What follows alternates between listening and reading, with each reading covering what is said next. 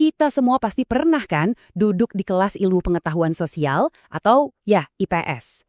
Tapi sadar nggak kalau di balik pelajaran yang kita anggap biasa aja ini ternyata ada sejarah rahasia yang wah lumayan mengejutkan. Yuk kita bongkar bareng-bareng kisah di balik salah satu mata pelajaran paling dasar di sekolah ini. Coba deh ingat-ingat lagi pas zaman sekolah. Hari ini belajar soal kerajaan Majapahit, besoknya disuruh nunjukin negara di peta buta. Terus lusanya tiba-tiba ngomongin soal permintaan dan penawaran di pasar. Kelihatannya acak banget kan? Nah ternyata, sama sekali nggak acak. Campuran ini sengaja dirancang dan justru jadi pusat perdebatan besar yang umurnya udah lebih dari 100 tahun.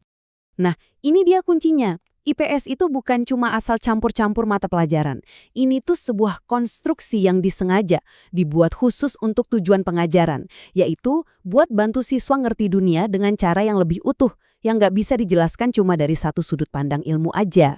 Oke, biar bener-bener ngerti, kita harus mundur jauh ke belakang, ke Amerika Serikat di awal abad ke-20. Dan ini bukan cuma soal buku pelajaran loh, ini tentang gimana sebuah negara besar berusaha mencetak warganya di generasi berikutnya.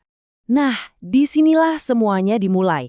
Tahun 1921, sekelompok pendidik di Amerika Serikat bikin yang namanya National Council for the Social Studies. Misi mereka tuh kedengarannya simple, tapi ambisius banget. Bikin sebuah pendidikan model baru. Tujuannya bukan lagi cuma ngajarin fakta-fakta, tapi buat menumbuhkan sesuatu yang jauh lebih dalam, yaitu warga negara yang ideal buat masyarakat demokratis yang modern.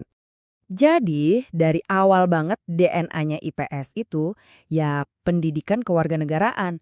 Tujuannya jelas, ngebekelin anak-anak muda biar nggak cuma tahu soal negara, tapi biar mereka bisa jadi peserta yang aktif dan paham di dalam masyarakatnya.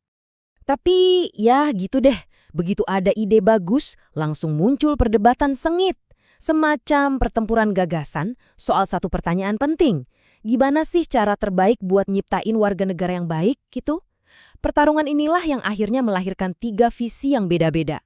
Dan percaya nggak, pertarungan ini masih lanjut sampai sekarang.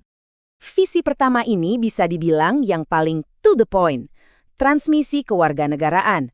Pendekatan ini ngelihat sekolah itu ibaratnya kayak pabrik buat nanamin nilai-nilai inti, rasa cinta tanah air, bangga sama sejarah bangsa, dan semua hal baik yang dianggap penting buat negara.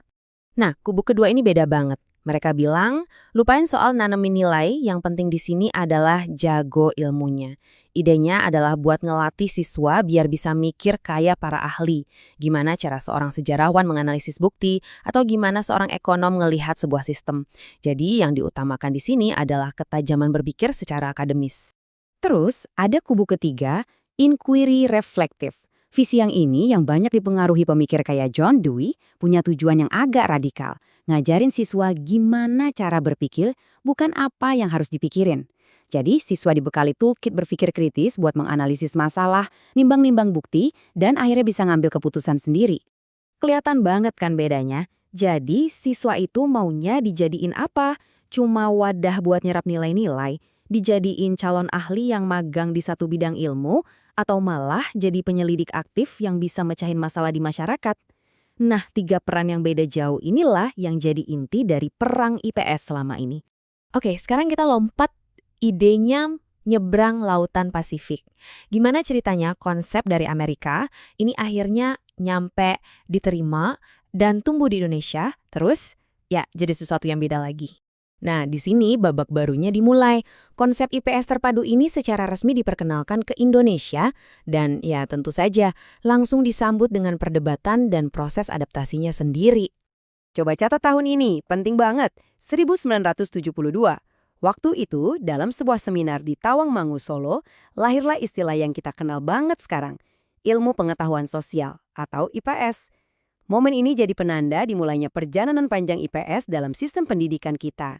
Tujuannya mirip-mirip sama di Amerika dulu, bikin pelajaran jadi relevan.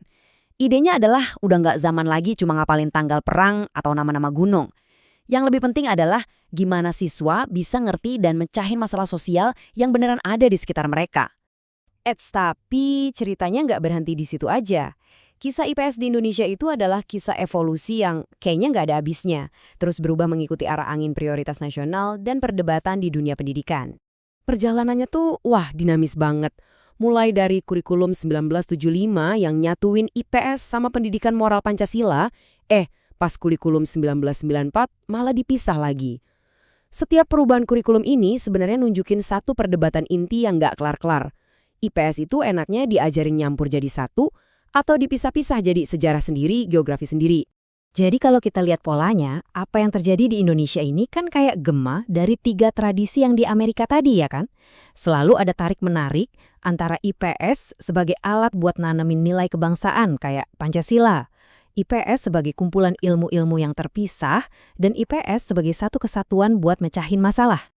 Oke, kita udah jalan-jalan dari Amerika sampai Solo ngeliat perdebatan yang panjang banget. Pertanyaan besarnya sekarang, so what? Kenapa ini semua penting buat kita tahu? Jawabannya ternyata nyentuh inti dari pendidikan itu sendiri. Ini dia poin terpentingnya. Cara kita ngajarin soal masyarakat ke anak-anak itu nggak pernah netral. Itu selalu sebuah pilihan. Apakah kelas IPS kita lebih berat ke patriotisme, atau ke analisis kritis, atau ke keahlian akademis, itu bukan sekedar pilihan teknis kurikulum. Itu adalah sebuah pernyataan nilai tentang apa yang kita anggap paling berharga buat diwariskan ke generasi selanjutnya. Dan semua ini, ya, balik lagi ke satu pertanyaan krusial ini. Kita mau nyiptain apa lewat pelajaran IPS? Warga negara yang loyal, pemikir yang ahli di bidangnya, atau pemecah masalah yang aktif di masyarakat? Ketegangan antara 3 tujuan inilah yang jadi mesin perdebatan IPS selama 100 tahun terakhir, dimanapun. Nah, sekarang saya lempar pertanyaannya ke kalian. Setelah dengar semua sejarah dan perdebatan ini, kalau kamu yang bisa bikin kurikulum IPS hari ini, kira-kira apa sih tujuan utamanya? Apa yang bakal jadi prioritas kamu? Karena jawaban kamu itu sebetulnya adalah cerminan dari masyarakat masa depan seperti apa yang kamu impikan.